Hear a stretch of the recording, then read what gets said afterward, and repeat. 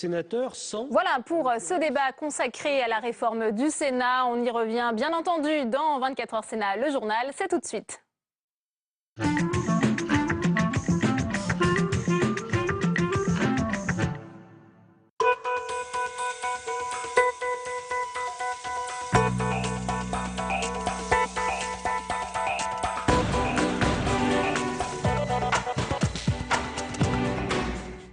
Bonsoir et bienvenue dans cette nouvelle édition de 24 heures Sénat. Voici les titres. Des sanctions financières pour lutter contre l'absentéisme des sénateurs. La Haute Assemblée a entamé sa mutation pour un Sénat plus moderne et plus efficace. Une nécessité aussi pour mettre un terme aux critiques de l'institution. Débat à suivre dans un instant. Dominique Bussereau, nouveau patron des départements, le président du conseil départemental de la Charente-Maritime, a été élu à la tête de l'Assemblée des départements de France.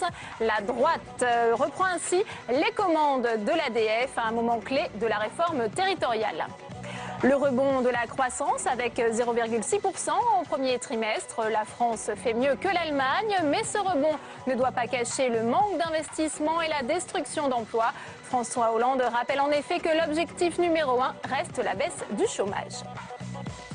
Le Sénat s'engage sur la voie de la modernisation. Les propositions de Gérard Larcher pour un Sénat plus efficace ont été discutées en séance cet après-midi et elles viennent à l'instant d'être votées. Parmi les principaux changements qui attendent les sénateurs, les sanctions financières en cas d'absence répétée. Quentin Calmé.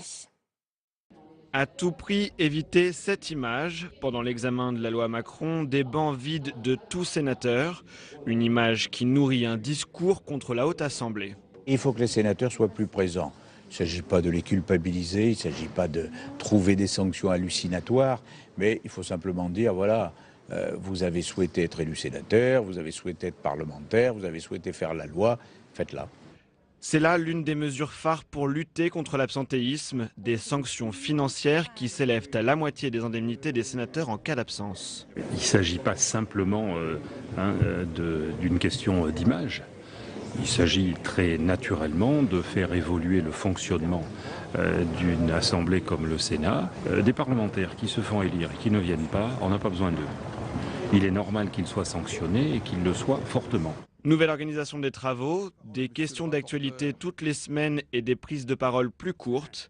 Et vous aurez sans doute remarqué que je m'arrête au bout de 10 minutes, comme c'est prévu par le futur règlement. Ripolliner le règlement avec une ambition, rendre les travaux parlementaires du Sénat plus intéressants à suivre. Il va y avoir des débats plus cadrés, avec des temps de parole un peu plus courts, de manière à ce que le débat soit plus animé, plus nerveux. Depuis son élection en octobre dernier, c'était l'un des dossiers prioritaires de Gérard Larcher. Si le texte semble avoir convaincu les sénateurs, reste à conquérir l'opinion publique. Et pour Gérard Larcher, ces modifications vont permettre de mieux faire la loi. On écoute le président du Sénat au micro de Quentin Calmé. Quel est notre objectif? Mieux faire la loi.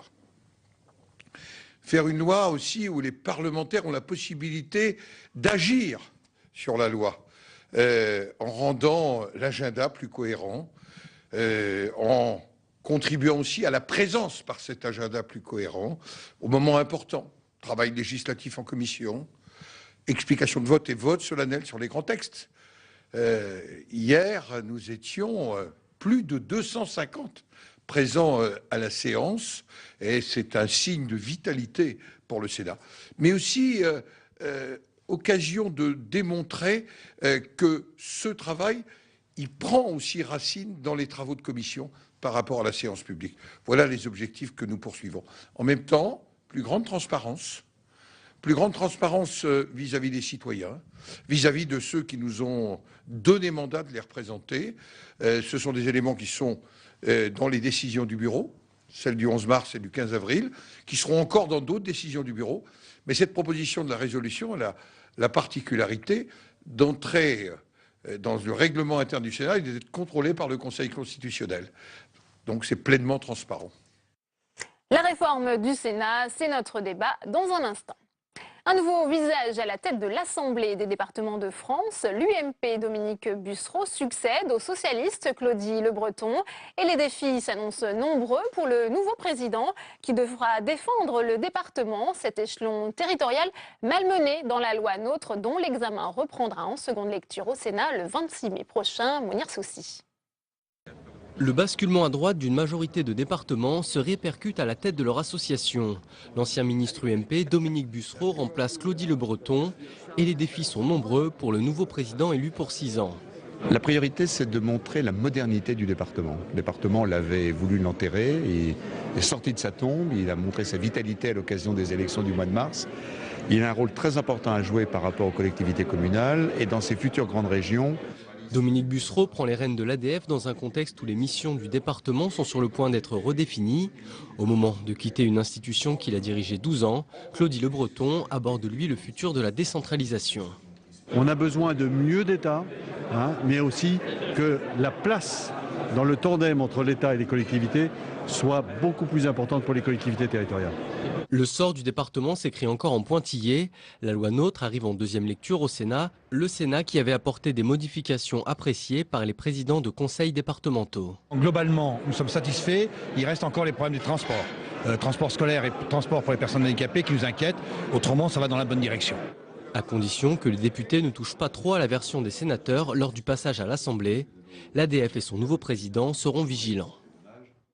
En bref, feu vert du Parlement après le vote du Sénat ce matin à la nomination d'Elisabeth Borne au poste de PDG de la RATP. Elle doit succéder à Pierre Mongin.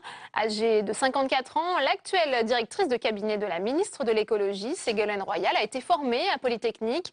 Sa nomination doit être maintenant annoncée en Conseil des ministres pour être effective. Celle-ci pourra intervenir dès le 19 mai.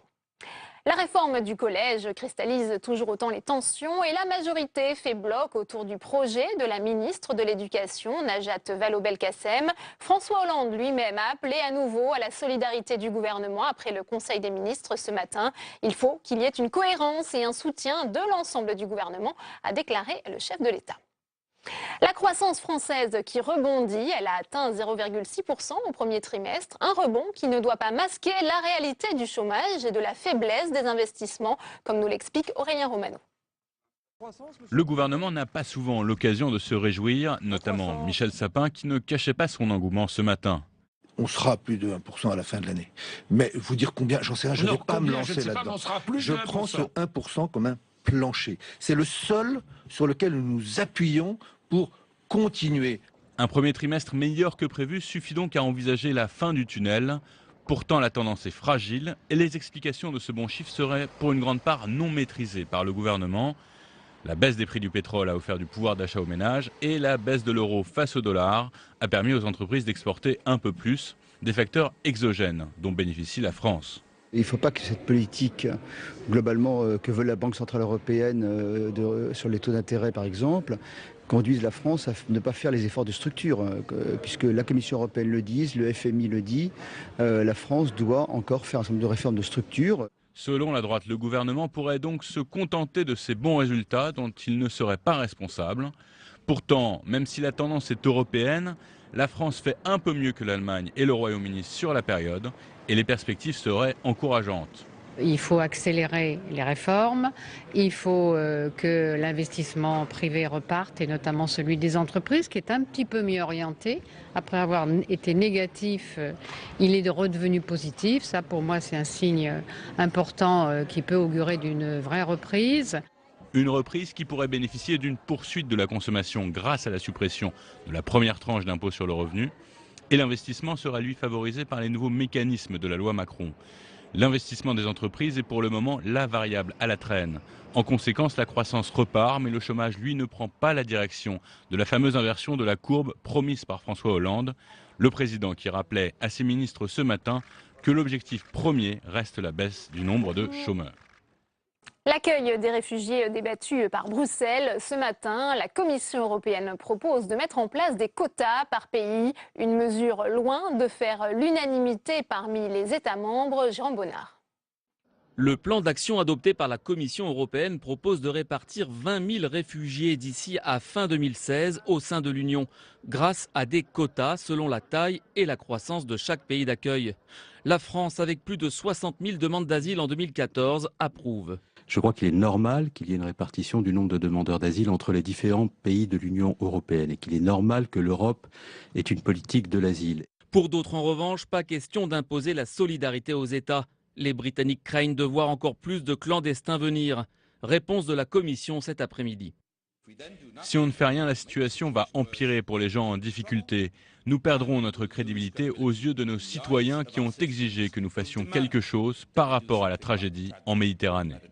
Ironie du sort, au même moment en Méditerranée, un navire de la marine britannique venait au secours de 445 migrants à la dérive. Près de 1800 migrants tentant de joindre l'Europe sont morts en mer depuis le début de l'année.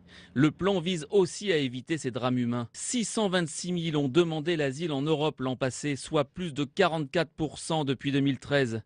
L'Allemagne s'avère être le pays le plus généreux en la matière, une situation basée sur le volontariat qui a ses limites. Pour que cette solidarité fonctionne, on l'a vu sur la base du volontariat, cela n'a pas fonctionné ces dernières années, ni la réinstallation, ni la relocalisation à l'intérieur de l'Union européenne de réfugiés. Donc il faut qu'effectivement qu'il y ait une règle contraignante qui s'impose à tous les États. Les 28 États membres font partie d'une communauté européenne qui a sa place dans le monde et qui a un devoir de solidarité à l'égard de l'accueil des réfugiés. Le plan sera soumis aux dirigeants des États membres lors du prochain sommet de Bruxelles, le 30 juin.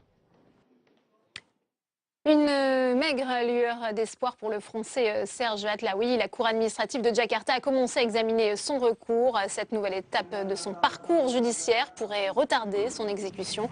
Je vous rappelle qu'il est condamné à la peine de mort pour trafic de drogue en Indonésie. 24 heures Sénat, tout de suite le débat.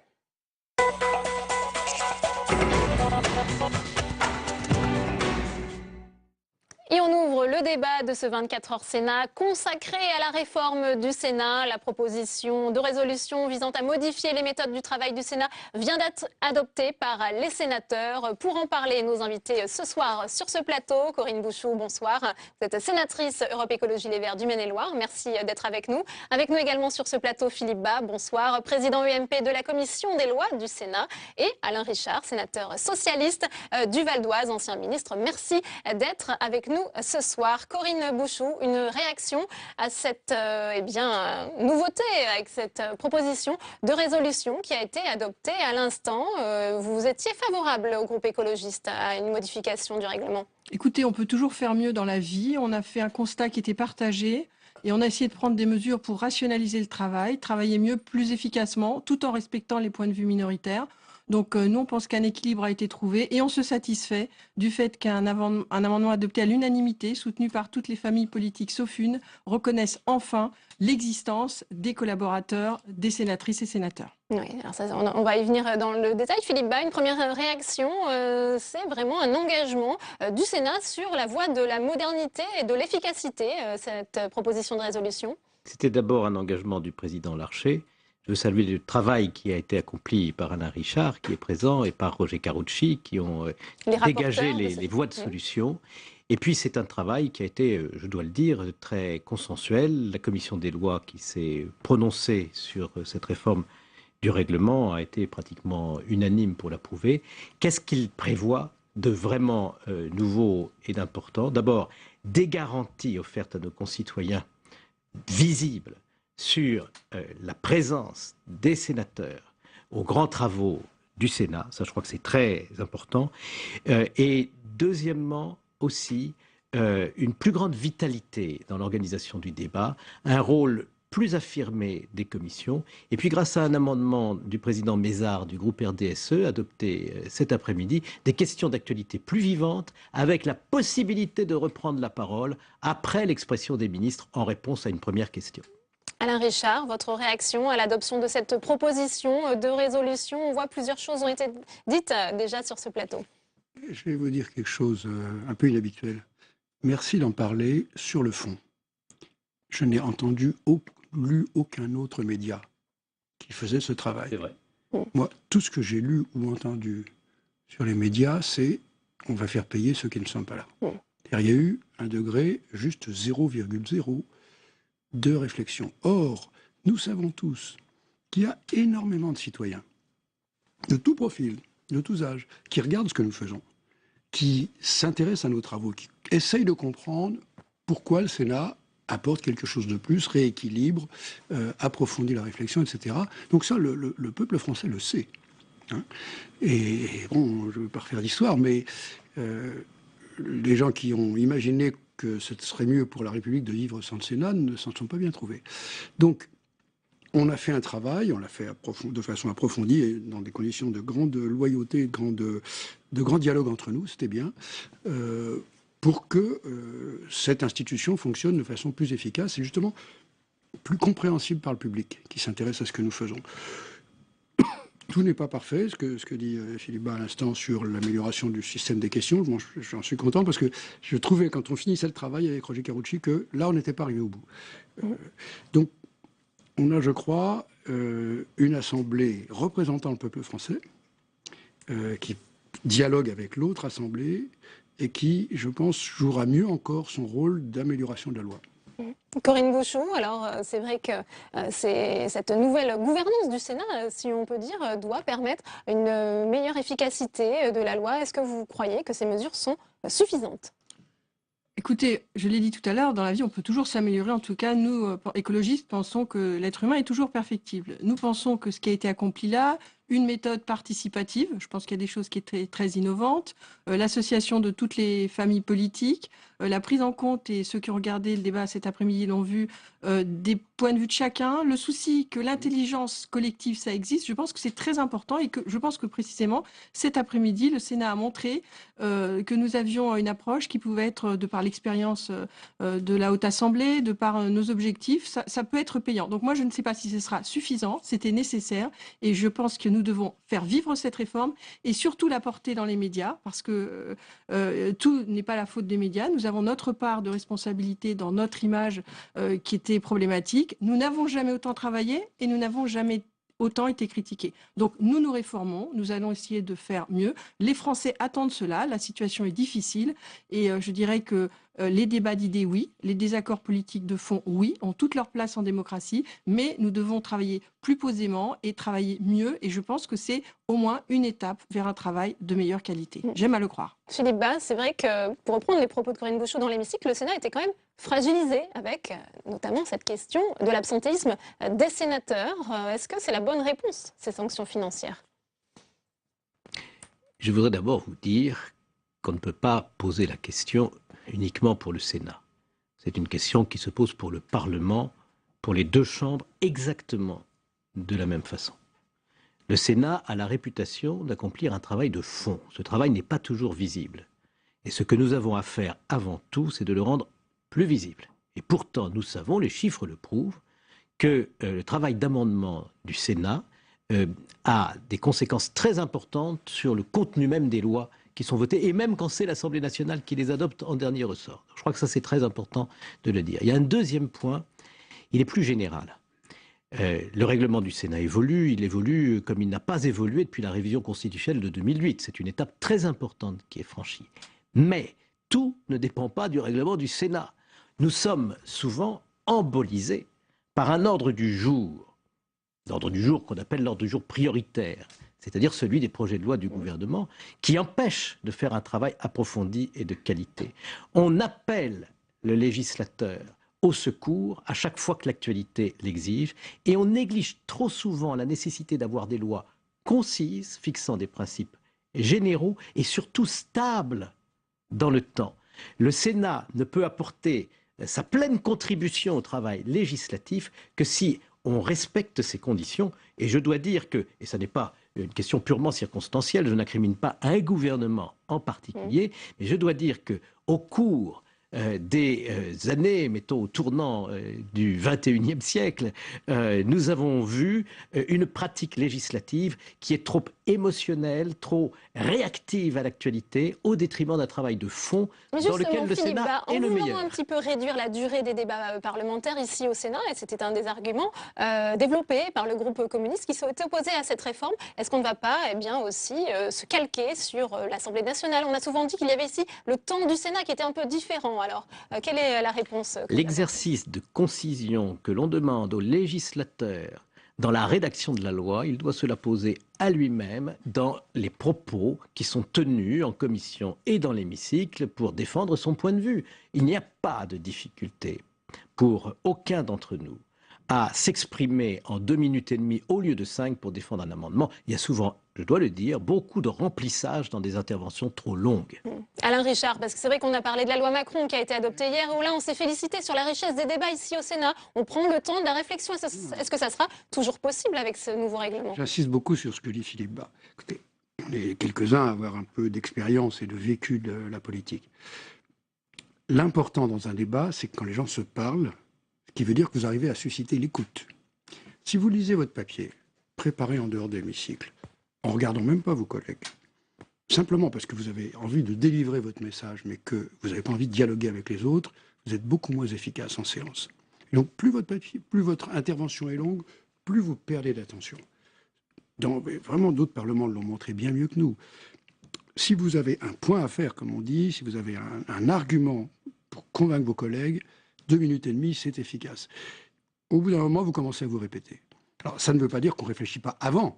Par définition, comme la vieille expression, je n'ai pas eu le temps de faire court, pour pouvoir s'exprimer de façon brève, il faut bien connaître le sujet. Donc, il y a tout un travail en amont. Mais si vous voulez que, les parlementaires se prennent au débat, soient vraiment dedans, et aussi que le public qui regarde nos débats ait l'impression de suivre quelque chose, de comprendre quelque chose qui se fabrique, il ne faut pas que ce soit des tunnels qui se succèdent. Vous êtes d'accord, Corinne Bouchoux, justement, est-ce qu'on n'a pas on va pas un peu museler les sénateurs avec moins de temps de débat pour le droit d'amendement, pour la présentation des discussions générales, par exemple? Alors écoutez, j'ai un certain nombre de désaccords de fond, ils le savent, avec mes voisins. Néanmoins, je dois vous dire une chose, moi je suis novice en politique, je suis depuis 4 ans au Sénat, je n'ai jamais été empêchée de parler, et je pense que on peut s'exprimer de façon concise, et ici, la liberté d'expression est totale. Donc jusqu'à maintenant, nous n'avons jamais été empêchés de parler, et je ne pense pas que cette réforme nous empêchera de parler. On parlera peut-être de façon plus contrôlée, de façon plus concise, mais je pense que le Sénat, c'est le lieu de la liberté, le défenseur des libertés. Je reviens quand même à ma question, Philippe Bas, parce que vous ne m'avez pas tout à fait répondu sur quand même les sanctions financières. C'est vrai qu'on ne peut pas parler que de ça, Alain Richard, mais ça a été beaucoup médiatisé, ça aussi, pour améliorer l'image de l'institution, le fait de sanctionner financièrement les sénateurs absents, ça c'est quelque chose qu'il fallait faire. Je pense, à en juger par les commentaires que j'entends, que le message a été reçu. Et je dois dire, il n'inquiète aucun de mes collègues, pour une raison très simple, c'est que l'écrasante majorité d'entre eux font leur travail. Ils sont là les mardis, les mercredis et les jeudis quand on légifère, quand on contrôle le gouvernement. Ça ne nous inquiète pas de devoir nous plier à un minimum de contrôle que nous considérons comme normal et que nous avons d'une certaine façon, pour la plupart d'entre nous, anticipé. Alors je vous assure... Ils font leur travail, mais on dit souvent qu'il y a quand même que 30% des sénateurs présents. Mais je fais visiter le Sénat très souvent. Et j'explique à nos concitoyens qui l'écoutent et l'admettent que pendant qu'on travaille en séance, d'autres travaillent en commission ou sont dans des auditions de commissions d'enquête et que quand un débat se termine sur un texte sur l'agriculture, les sénateurs qui ont participé à ce débat et qui étaient compétents dans ce domaine laissent la place à d'autres sénateurs compétents pour un texte sur la protection de l'enfance. Il y a une respiration de notre salle des séances, de notre hémicycle, qui fait que, au fond, le Sénat est comme une ruche où on ne travaille pas tout le temps dans l'hémicycle. Et il ne serait pas normal de délibérer à plus de 300 sur la moindre disposition du moindre texte. Nous avons à cœur, bien sûr, d'être des généralistes, mais nous sommes aussi des spécialistes. Il est important, pour que le pouvoir délibératif garde tout son sens, que nous soyons suffisamment nombreux en commission et dans l'hémicycle pour délibérer de manière pluraliste des textes, mais il n'est pas nécessaire que tous les sénateurs soient au même endroit en même temps, justement parce qu'il y a des caméras. Nous revendiquons le droit de travailler hors caméra. Alain Richard, on n'a pas besoin des 348 sénateurs tout le temps dans l'hémicycle pour avoir une loi de bonne qualité? Non, je vais vous prendre un cas. Bon, sur la législation, c'est évident. Et n'oublions pas, la réforme constitutionnelle, c'est un de ses bons côtés, a prévu qu'une grande partie du travail de préparation de la loi se fait en commission. La commission laisse un procès-verbal très détaillé, donc on sait parfaitement ce qui s'est dit en commission, mais avec d'autres conditions de débat et d'écoute réciproque. Et Donc quand on arrive en séance publique, justement, l'une des choses qu'on a cherché à faire avec cette réforme des droits d'expression, c'est que si nous sommes 150 ou 200 en séance, ceux qui n'ont pas la parole aient quand même l'impression de participer à quelque chose. C'est la raison pour laquelle il faut que le débat soit réactif. Mais je vais vous prendre un autre cas, c'est les actions de contrôle. Le Sénat fait une enquête ou décide de mener un débat sur toute une série de sujets où nous animons l'actualité d'une certaine façon. Mais quand une commission a fait un travail collectif, a fait une mission d'information sur un sujet de vie courante du territoire du pays, et qu'on la termine par une série d'exposés à la tribune, où chacun redit un peu sa vérité en disant voilà ce que j'ai pensé de ce que nous avons fait, alors que le travail a été beaucoup plus interactif. Si on faisait, dans une des autres salles du Sénat qui sont équipées, une table ronde où les gens se répondent à nouveau, la conclusion de notre travail serait beaucoup plus convaincante. Donc tout n'a pas à se faire dans l'hémicycle. Corinne Bouchoux, sur ce besoin d'interaction, d'interactivité, effectivement, et puis vous l'avez peut-être aussi souligné sur l'aspect un peu fastueux du Sénat. Il faudrait peut-être plus délocaliser des débats dans les salles audiovisuelles du Sénat. Ça, on se souvient que Gérard Larcher avait déjà tenté de faire des débats dans les salles qui jouxtent justement le studio ici. Écoutez, c'est paradoxal parce que nos concitoyens, d'une part, effectivement, peuvent reprocher un petit peu le faste, mais ensuite, lors des journées du patrimoine tout au long de l'année, ils sont enchantés de venir et ils reconnaissent que c'est un lieu patrimonial. Donc je dirais que là, il y a une forme d'ambivalence. C'est vrai que l'intitulé, c'est pour un Sénat plus moderne aussi. Voilà, alors moderne, peut-être aussi plus frugal, une forme de modestie, on l'a vu aussi, ce qui ne veut pas dire manquer d'ambition politique.